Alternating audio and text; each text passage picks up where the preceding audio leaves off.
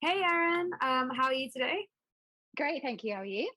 Great, I'm good. Erin is our school relationships manager, and she is currently at camp at NHEHS, where we've got our Tokyo Olympics camp, and it's the final day. How's it been so far? It's been great. Children are really enjoying themselves and they're able to really explore their passion for coding with us this week, which has been fab.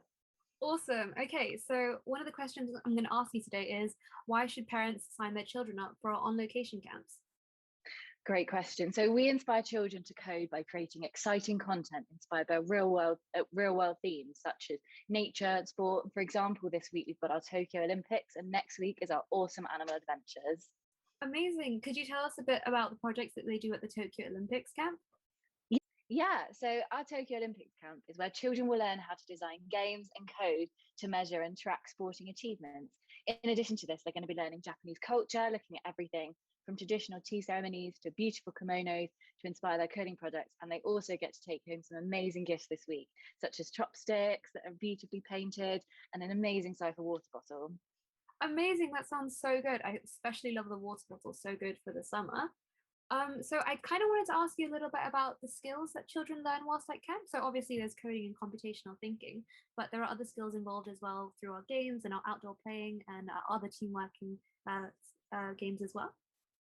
Yeah, so obviously we have, as you said, our coding where the children are going to be learning through maybe block-based coding or different languages, but we also have our off-screen time because we know how important it is for our children to get their 45 minutes of activity a day.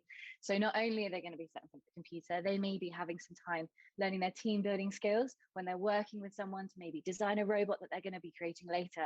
And as well, we love to have a sporting activity throughout the day, which takes children outside to consolidate what they may have learned in the classroom. For example, they may be learning about dolphins and echolocation, and they're going to go outside and play a game that's slightly similar, which really gets them into the mindset. Awesome, that's so great to hear. Can you tell us a little bit about just how the day is structured? So I know a lot of parents Yeah. are really curious how coding works in terms of our enriched childcare that lasts from 10 a.m. to 4 p.m. But just a little bit about how like drop off and home time and lunchtime works as well. Yeah, so I'll go throughout the day really quickly just to give parents a general overview. So we start at 10, children check in and have a bit of time to settle down. Their first activity is something like touch typing, which gets their fingers warmed up for the rest of the day and gets their brain in their cipher mode.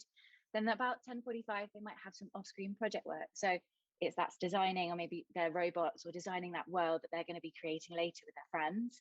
You've got snacks 11:15, which keep the children energized and make sure that they've got enough food in their tummies to keep them happy. 11:30, we're going to go back to our coding, teach them really like the basics or fundamental side of coding if they're young, and then really improve on their skills if they're much older. Favorite time of day for me is lunchtime. It's 12:45. Children will get some time to play outside, which then moves on to 1:40, 1:15. The kids will have their sporting activities. And then in the afternoon, they've got their project creation. So they're going to be a little bit of coding, they might be building the robot that they designed earlier in the day with their friends, testing them out, having games, races with their robots, all that fun. And then it's home time at 4 o'clock where parents can talk to one of our team if they have any questions, and we look forward to seeing them the next day. Amazing. Thank you so much for sitting down with me today, Erin. I look forward to catching up with you throughout the summer. Thank you so much. Bye. Go for it.